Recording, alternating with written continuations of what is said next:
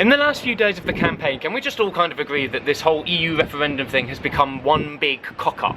On the one hand, we had David Cameron, who was like, this is going to be a really easy walk in the park, 2/3 of people wanted to remain, and then we fast forward to this week, and we're 50-50 in the polls with 10% undecided, and I'm really stressed. Then there's the people campaigning for leave who are like, oh yes, we'll make the economic argument and not pander to xenophobia, and then in the last week of the campaign, boom, racist poster. Can we talk about this poster for a second? Because the man of 1,000 chins, Nigel Farage, said quite clearly that this was an accurate, non-doctored photograph, which, to be fair, is a quite weird thing to say when you have nothing to hide, right? Yes, this is an unedited image, but this is a picture of non-European refugees on the Slovenia-Croatia border, which basically means that we have complete control as the UK as to whether they enter into our country or not. Their situation has absolutely nothing to do with our membership of the European Union. And two, they've put a logo of the only white-skinned person in the photo.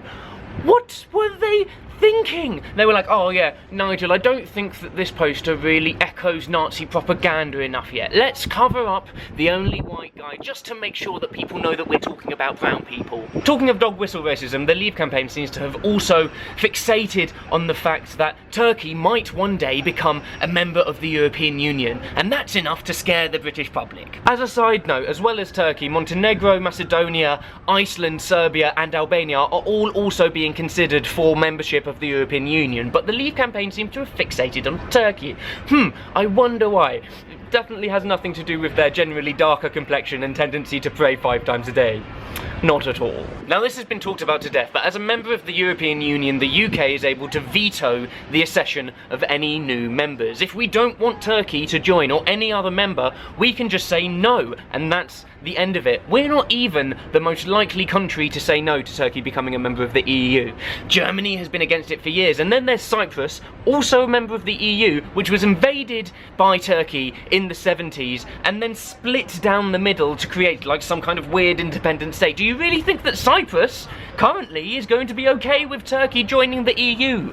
No! In order to counteract this, the Leave campaign have been saying that our veto over Turkish membership is just a theory. Well, yes, of course it's just a theory. Everything is just a theory until it actually bloody happens, right? I could punch myself in the face and, in theory, it'll hurt. Of course it's gonna bloody hurt. Can we also talk about the lie of £350 million being sent to the EU every week? £18 billion a year. Now pay attention here, because it's really important. The Leave campaign have had this figure plastered across their bus that has been touring around the country, and it completely disregards the fact that every year 5 billion of that is taken off in an automatic rebate, and we also should take off the 4 billion that we get in funding from the EU each year anyway. Using this correct figure, our contributions to the EU amount to about 0.6% of our national gross domestic product. Now, in order for leaving the EU to be economically worth it, all we need to do is have an economy that shrinks by less than 0.6%. Seems relatively easy, right? I mean, you'd think so, but models that show that the UK economy is gonna grow after we leave the European Union are few and far between. There is, of course, this one that shows that we'll grow by 4% by 2020, but this was put together by an organisation called Economist for Brexit. So you can see, I mean, you can judge whether or not they're biased yourself by, you know, the name. An Open Europe study did show that our economy wouldn't change much up or down more than 1%, but practically every other reputable economics model, from Oxford Economics, the National Institute of Social Research, CBI, PricewaterhouseCoopers, the Treasury, from the OECD, from the Centre of Economic Performance, all show losses to our gross domestic product more than 0.6%. And the British response to this seems to be, oh, but what do the boffins know?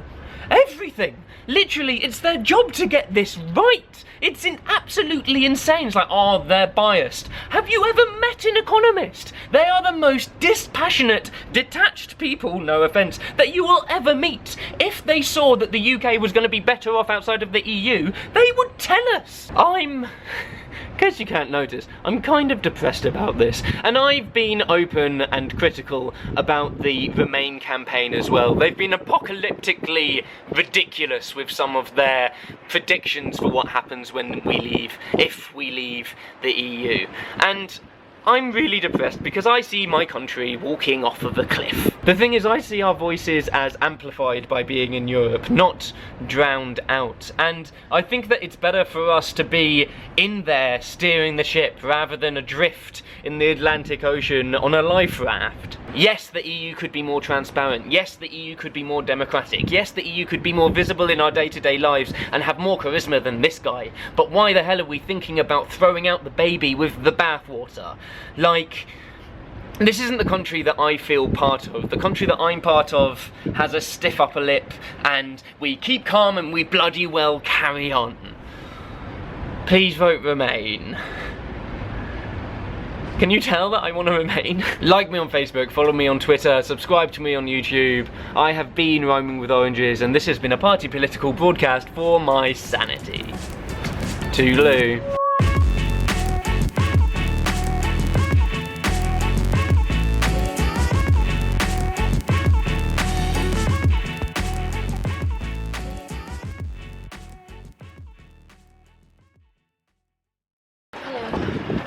Is it weird watching me talk to a camera? No. La la la la la la la la la la.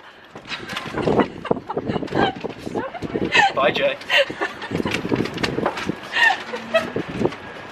This is what I have. Go away. You can leave now. There you go. Bye, Sophie. Off you go. There I am in the frame. There you are in the frame. Well done. Dashing through the snow. But look, Joe, I can look really sketchy because I can peek my head through here. One horse open sleigh. Just leave, please. All the fields we go. I will get out. All of our way.